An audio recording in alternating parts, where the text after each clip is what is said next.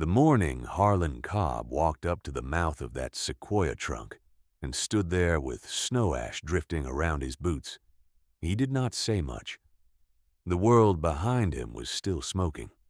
11 structures in the Cutter's Fork settlement had burned to their foundations overnight, and the smell coming off the hillside was the particular smell of wet char and scorched earth that stays in the nose for days after.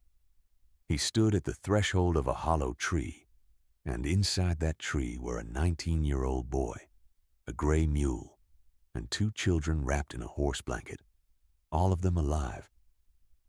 Harlan put his hand on the bark. He had called this place a folly for the better part of a year. He had stood in the mill yard and said so with that mild, certain voice he used when he already knew the answer to everything. He stood there now and did not use that voice. He said quietly, more to himself than to Travis, "She held." That was all. 2 words at the door of a burned world. To understand what those 2 words cost him and what they meant to the boy inside, you have to go back to the spring of 1887, to a morning on the Sutton claim when a door was not merely closed but locked from the outside, and everything Travis had ever thought belonged to him was decided to belong to someone else. Ida Sutton had died in March of that year. She had been Travis's grandmother, the one person in the household who had chosen him deliberately, who had taken him into the woods when he was 7 years old and taught him to read a tree the way some people read a letter, with patience and with the understanding that the message inside was worth the time it took. She had died with her hands folded and her boots still on, which Travis understood was her way of saying there was more she had meant to do. She left no will that Orrin Sutton, her son by second marriage, and the man who had come to run the claim, was willing to honor. Orrin had waited until the ground was soft enough to dig, and then informed Travis in the flat, administrative way he had of delivering bad news that the claim was not Travis's, had never been Travis's, and that Travis was 19 now, and old enough to make his own way. Travis had stood in the doorway of the cabin he had helped build, holding a bedroll and a canvas sack. The sack held a folding knife, a short-handled adze that Ida had kept hanging above her workbench, a piece of cotton rope, and a journal that Ida had kept over 30 years of living in the Sierra foothills, full of her tight, careful script and small ink sketches of trees and root systems, and the way water moved through particular soils. That was his inheritance. Not the claim, not the livestock, not the season's credit at Whitaker's store in Cutter's Fork. The ads and the journal. He did not argue with Orrin.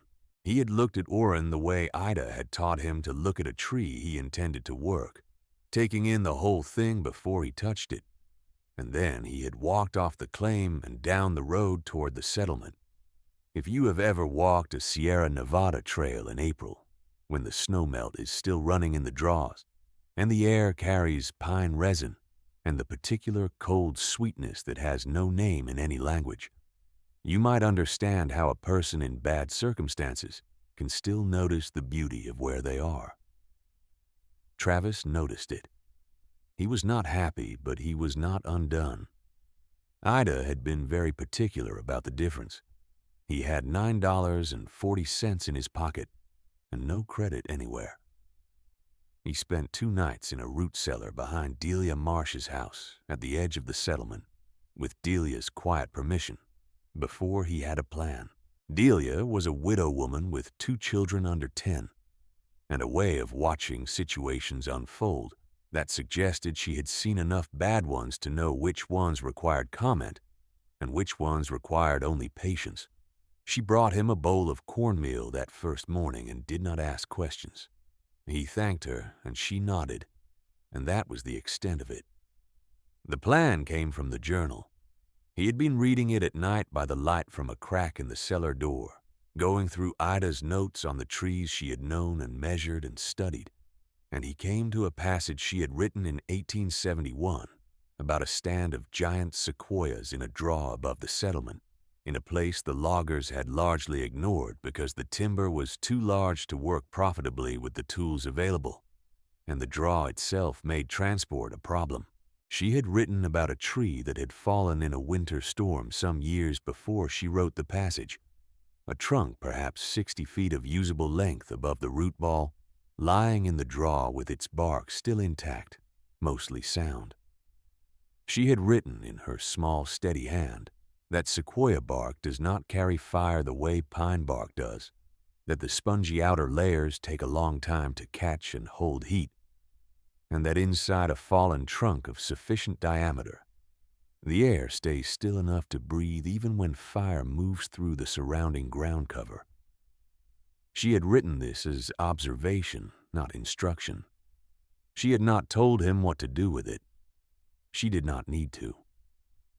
Travis found the trunk on the 4th day after leaving the claim. He had walked up through the draw twice before he saw it, lying in the shadow of the standing grove above, partially obscured by decades of accumulated duff and the young growth that had sprung up around its base. When he put his hand on the bark, it was like putting his hand against a wall of something that did not quite behave like wood, dense and slightly yielding, fibrous in a way that felt almost woven. He knocked on it with his knuckle. The sound was low and flat, no ring to it, no hollowness announcing itself from outside. He walked its length, roughly 60 feet of trunk, the wide end nearly 8 feet across at the break, tapering toward the crown end to something a tall man could stand inside without stooping. He walked back to the draw and sat on the root ball and opened Ida's journal to the passage he had marked. She had written a single line beneath her observations about fire that he had not noticed the first time through. The tree that has already fallen is still doing its work. He started the following morning. If you are inclined to leave a comment about what this kind of knowledge is worth and how rarely it gets passed down from the people who earned it, I would not argue with you. But the story is what happened next, and that is worth staying for. He had the adze, and he spent the first 2 weeks simply clearing the interior. The trunk had rotted at its center over the years, which made the initial work faster than it might have been, and he was able to clear a passage from the crown end inward, working by feel and by sound, tapping with the back of the adze to find where the sound changed, and the rot had softened the wood to something he could break free in sections.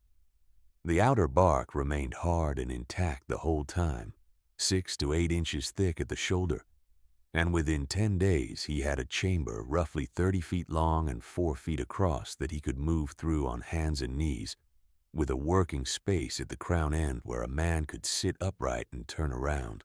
He ate what he could scavenge and what Delia brought him on her periodic walks up the draw. She had asked him once what he was making. He had told her plainly that he was making a place to live. She had looked at the trunk for a long moment, considered the adze in his hand and the pile of rotted heartwood he had carried out, and said, "Ida's idea." He said it was. She nodded and walked back down the draw without saying anything else. The settlement at Cutter's Fork had a store, a mill, a small board and batten church, 14 structures in all including the outlying homestead claims, and about 60-some people who had opinions about everything within their line of sight. Travis, a Sutton without the Sutton claim, doing visible and peculiar work in the draw above town, was in their line of sight from the first week of May. Harlan Cobb noticed first, which was predictable, because Harlan ran the mill and the mill was the social center of the settlement, in the way that anywhere men waited for work to be done served as a social center. Harlan was perhaps 40 years old, square-shouldered with a quality of calm certainty that was almost pleasant when he agreed with you and considerably less pleasant when he did not. He had not done anything to Travis directly. He had simply begun referring to the trunk project by a name that spread through the settlement in the way that all convenient names spread, without effort, because it captured what the community had already decided to think. He called it Sutton's Folly. He said it the first time at the mill yard in June, when someone mentioned seeing Travis up in the draw again, with a bucket of clay and a bundle of river grass. Harlan had not laughed. He had simply said, calm as a man reading a notice, "That's Sutton's Folly up there. Boy's gonna dig himself into a tree and call it done." Two men near the Sawyer's bench had laughed. The name was established by nightfall. By July, it was a fixed element of settlement conversation. Whitaker, who ran the store, had adopted it with a friendly sort of contempt that managed to be worse than outright cruelty, because it implied the whole business was too absurd to be taken seriously.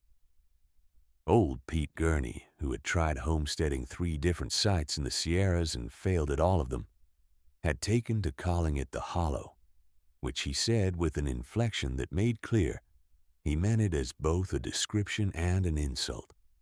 Travis heard all of this. He was at Whitaker's once a week for the few supplies he could afford, and in a settlement that small there was no version of public opinion that was not eventually public. He heard it, absorbed it the way the bark absorbed heat, and went back up the draw. He was widening the mule chamber in July when he came across something that changed the interior work considerably. Running his hands along the base of the north wall of the trunk, he found a seam in the bark where the outer layer had separated from the bole during the tree's decades on the ground, leaving a natural air gap roughly 2 inches wide, running nearly the full length of the working chamber. He sat with that for a long time, thinking about what Ida had written about the way the bark handled fire. The air gap meant the outer bark could heat without transferring that heat directly to the interior. It was not a design he had made. It was a design that was already there. He wrote about it in the margin of Ida's journal in his own rougher hand, describing the gap and his understanding of what it would do. He did not have words for all of it, but he had enough. He wrote, "Bark does the work, stays outside. Fire stays outside too." He brought Clem up from the lower draw in early August. Clem was a gray mule of uncertain age and extremely certain opinions, whom Travis had managed to acquire from a man named Dodd, who owed Delia Marsh a debt she was willing to transfer. The mule had looked at the crown-end entrance of the trunk for a long time before stepping inside, and Travis had respected that, because Clem's caution was usually well-founded. Once inside, Clem had stood in the side chamber, which Travis had fitted with a board floor over packed earth and a simple trough, and had eaten the hay Travis brought in, and seemed to reach a private decision that the arrangement was acceptable. From that point on, Clem spent the nights inside and the days in the draw below, and the sight of a mule emerging from a hollow tree each morning became one of Cutter's Fork's standard sources of amusement. Harlan had said at the mill yard in September with a small, dry smile that he supposed the boy had found himself a proper barnyard, all in one log. The men there had laughed with him. One of them, a young man named Garrett who worked the lumber runs, said the whole thing was likely to collapse in the first heavy snow. Harlan had considered this and said he didn't think the snow would be what finished it. That line got the best laugh of all. Travis was not at the mill yard that day. He heard it from Delia, who had been bringing eggs to Whitaker and had passed close enough to catch the words. She told him plainly because she was that kind of person, who believed that what people said about you was information you were owed. He had listened to her account and then asked about the state of her root cellar and whether she had enough split wood for the winter. She had said she was managing and looked at him with a quality of attention that suggested she understood he had changed the subject on purpose. He spent October and the first part of November sealing. He packed river clay into the seams at the entrance, fitted a slab of bark over the main door that swung on leather hinges, and built up an earthen berm against the south face of the trunk, where the ground sloped away. He cut ventilation slits at either end, narrow enough to restrict draw but wide enough to allow air exchange, and he covered the slits with bark screens fitted to slide closed. He stacked his winter stores inside: 40 pounds of dried beans, a sack of meal, salt pork wrapped in cloth, and a tin canteen that had been Ida's. He was done by mid-November, when the first real cold came down off the high country, and the settlement buttoned itself in for winter. The winter of 1887 to 1888 was unremarkable, as Sierra winters go, which is to say it was hard, but not catastrophic, and Travis came through it inside the trunk with Clem for company and Ida's journal for the evenings. He read every passage in the journal twice that winter, and there were passages he read more often than that, particularly the ones about fire, about the way fire moved through the foothills in the dry years, how it ran up slope on wind and how it found fuel in the years when the summer had been long and without rain. Ida had seen one major fire in her time in the Sierras. She had written about the smell of it 3 days before it arrived, a particular edge to the air that was not quite smoke, but carried the same weight, and she had written about the bark of the standing sequoias after the fire had passed through, scorched at the base, blackened sometimes halfway up, but holding, every one of them holding, because the bark did not feed what the bark was burning in. Travis read that passage in January, with the cold pressed against the outer walls of the trunk, and Clem breathing slow in the side chamber, and he understood it differently than he had in the fall. He had built a shelter. What he had actually built, he was beginning to understand, was a fire shelter. The difference was not small. Spring came slowly, as it does at elevation, and with it the dry season that the Sierra foothills have in common with every other country, where the mountains hold snow until May, and then release it, leaving the ground wet and then dry in the space of 6 weeks. By June of 1888, the grass on the slopes above Cutter's Fork was the color of old straw.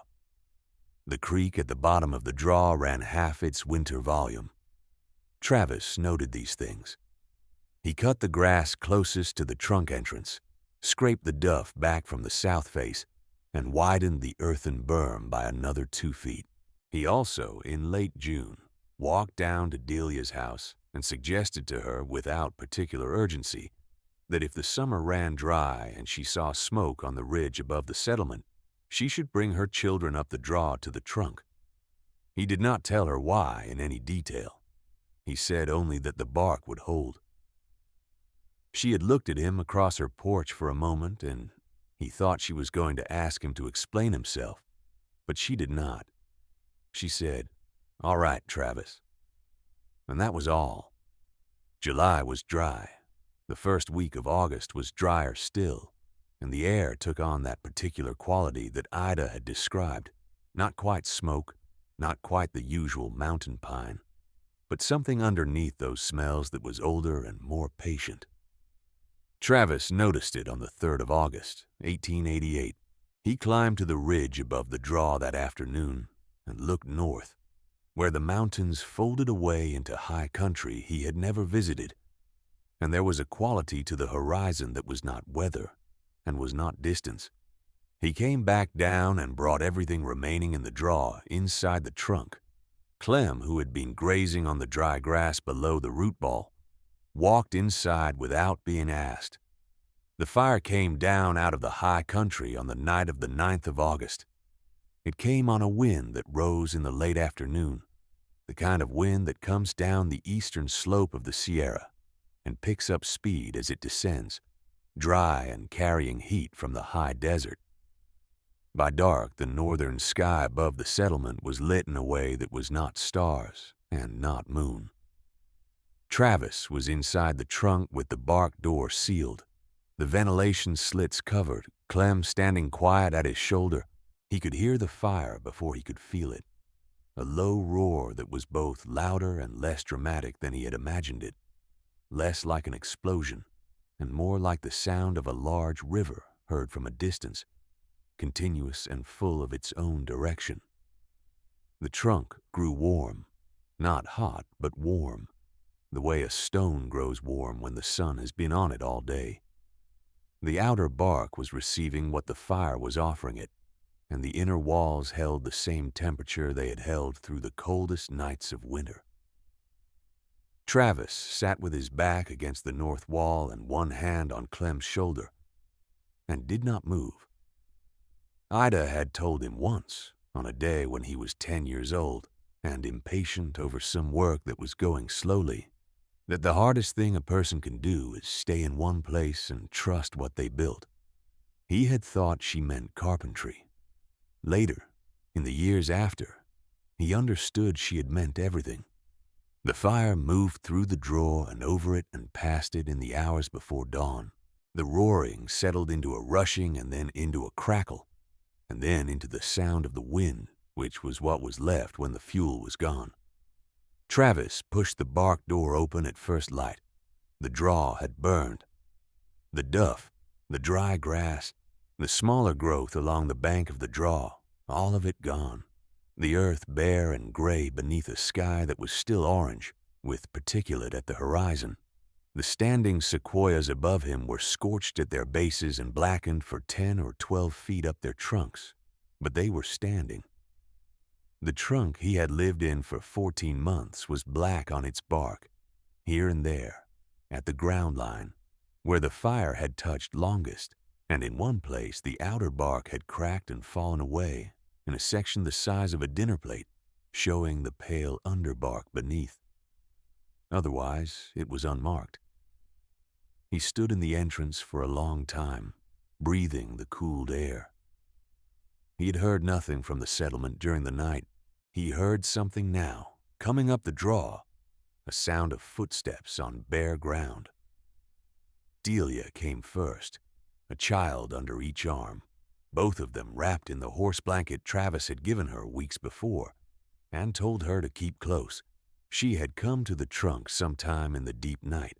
Travis understood, while he had been inside with the door sealed, and she had found it too solid to open herself, and so she had sat against the outer bark with her children and waited, and the outer bark had been warm against her back but not burning, and she and the children had been afraid, but had survived it.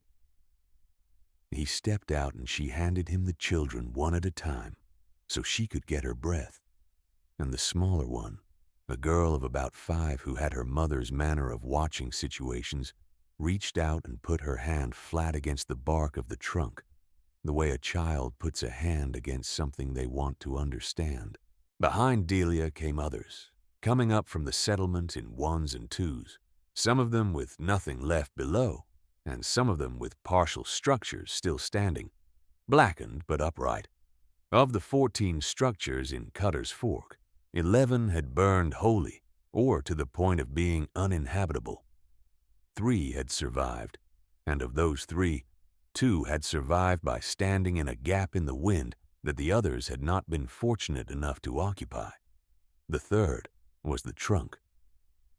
Harlan Cobb came last, as was his way. He came alone, and he walked up the draw at the same steady pace he used for everything, and he stopped at the entrance to the trunk and put his hand on the bark above the door, the way a man puts his hand on something he is trying to understand, but doesn't quite have the language for yet. The bark was warm from the previous night, warm and solid. He looked at Travis, who was standing beside the entrance, and then he looked inside at Clem, who regarded him with the patient, evaluating expression of a mule who has seen worse. Harlan stood there for a long moment in the gray morning light, with the smell of 11 burned structures drifting up from the settlement below, and Travis did not say anything, because there was nothing that needed to be said. Harlan put his palm flat against the bark. He said quietly, "She held." Travis said, "Ida knew." Harlan looked at him for a moment, and then he nodded once, and that was the entirety of the conversation, and it was enough. In the days that followed, Travis explained the principle to anyone who asked, and after the first week, several people had stopped having to be persuaded to ask. He explained it the way Ida had written it, plainly, without elaboration beyond what the material required. The bark was spongy and fibrous, lacking the resins that made pine and fir bark into fuel. The air gap between outer bark and bole acted as insulation the way a double wall acts in a cold country cabin. The earthen berm at the base restricted the fire's access to the ground line junction, which was the single point of structural vulnerability. He explained that a standing sequoia used the same principles to survive a ground fire, and that he had only applied to a horizontal structure what the tree had always done vertically. Harlan listened to all of this without speaking, sitting on the root ball with his forearms on his knees, and when Travis was done, Harlan said he supposed the trees had been working out that problem longer than any of the rest of them had been around to notice. Travis said that was about right. Delia had gone south to Fresno Flats that fall, where her husband's family had kept a small property, and she had told the story of the trunk to every person she met who lived in the foothills, which was most of the people she met. She told it carefully and specifically, the way she did most things, including the part about the bark and the berm and the air gap, and she told it in a way that made clear these were not magical properties but principles, applicable to any fallen sequoia of sufficient diameter in any draw that had access to them, of which there were more in the Sierra foothills than the logging operations had reached. By the fall of 1888, there were 3 people south of Cutter's Fork who had begun similar work on fallen trunks they had known about for years and never thought to use. A county naturalist named Aldous Breck came up from Visalia in the spring of 1889 and spent 10 days in the draw with Travis, asking questions and making measurements and writing notes in a book that was considerably neater than Ida's journal and considerably less interesting to read. He measured the bark thickness at 6 points along the trunk's length and found it ranged from 5 1/2 inches to 8 inches at the shoulder. He probed the air gap with a dowel rod and confirmed it ran nearly continuous for 22 feet of the working chamber's length. He made a sketch of the berm construction and the ventilation slits, and the bark door and its leather hinges, and he asked Travis where he had learned all of it. Travis told him about Ida. He brought out the journal and showed Breck the passage about bark and fire and the standing sequoias. Breck had read it twice, and then looked up with an expression Travis had seen before, on the faces of people encountering an idea that was older and better grounded than they had expected. Breck published his notes in a county survey report in 1890. He called the method grove bark construction. He cited Ida Sutton's journal observations as the foundation of the approach, and he cited Travis's application of them as the practical derivation, and he included the sketch of the trunk dwelling with its measurements and its labeled parts. The report was not widely read, but it was read by the people who built things in the Sierra foothills, and those people told other people, and by 1895 there were perhaps 25 structures in the high foothills between Fresno Flats and the American River Country that incorporated sequoia bark or sequoia bowl sections into their fire shelter design. Some of them modest earthen berms against fallen sections, some of them full habitations on the model of the Cutter's Fork trunk. By 1900, the practice had a name in those communities that was not Sutton's Folly, but Grove Shelter, spoken as a plain descriptive term the way you would say stone wall or root cellar, meaning a thing that had earned its place in the working vocabulary. Harlan Cobb rebuilt his mill structure using a bark-clad outer wall on the north and west faces, which were the faces most exposed to the downslope wind that had carried the 1888 fire. He did not discuss this publicly in terms that acknowledged its origins.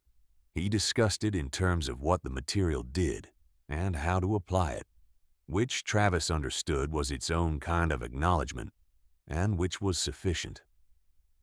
Travis remained in the trunk. He was not there from stubbornness or poverty in those later years, or not only from those things. He was there because the trunk had become what he had made it into, a place shaped to its purpose by understanding rather than convention, and because the draw was quiet, and the standing sequoias were good company in the mornings, and because Clem seemed to have arrived at a similar view of the arrangement. He enlarged the living chamber twice in the years after the fire, widening it toward the root end where the wood was sound, fitting a proper board floor and a small iron stove whose chimney pipe he ran through the ventilation slit with a fitted clay collar. He made shelves along the north wall for Ida's journal and the books he began to acquire as the years passed, and trade came up the draw more regularly than it once had. People came to see it as time went on. Some came out of curiosity. Some came for practical reasons, wanting to understand what Breck had documented and apply it to their own situations.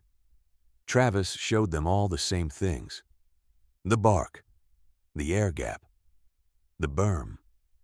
He let them run their hands along the walls the way Delia's daughter had done that first morning, because he believed that a principle understood through the hands was a principle that traveled farther than one understood through words on a page. He showed them Ida's journal when they asked. He let them read the passage about bark and fire and the standing sequoias.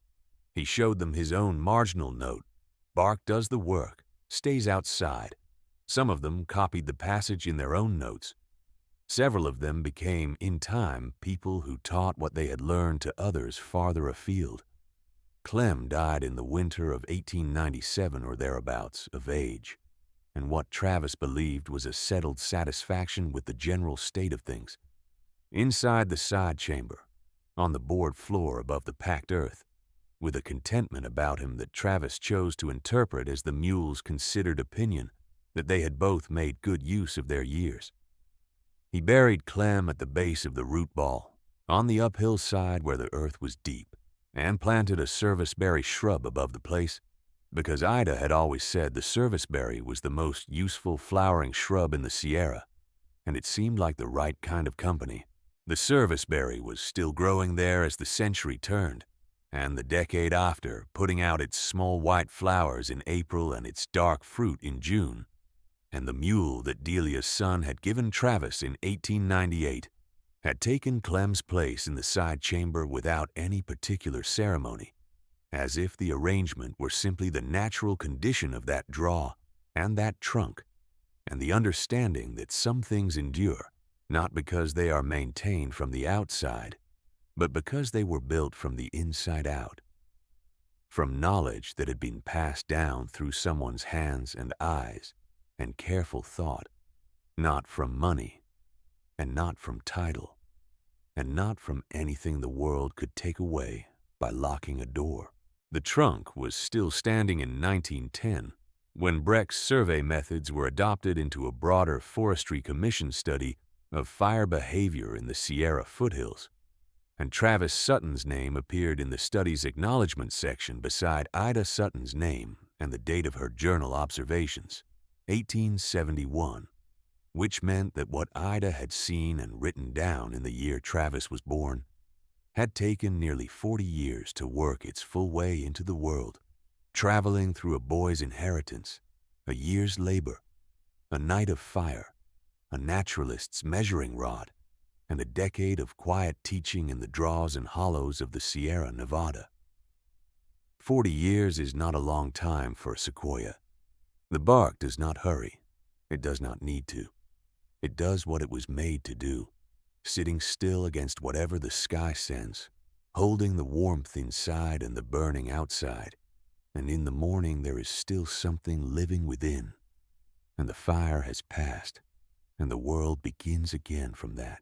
The trunk is cold now in the April mornings, the way all old wood is cold before the sun finds it, and the serviceberry beside the root ball is in flower, small white clusters in the April light, and the draw below carries the sound of the creek running with snowmelt, and Ida's journal sits on the shelf between two river stones, open to the page about bark and fire, and the standing trees that do not burn, because they learned long before any of us arrived to take notes, that the thing standing between you and destruction is not armor and not luck. It is the slow, patient, accumulated work of knowing what you are made of,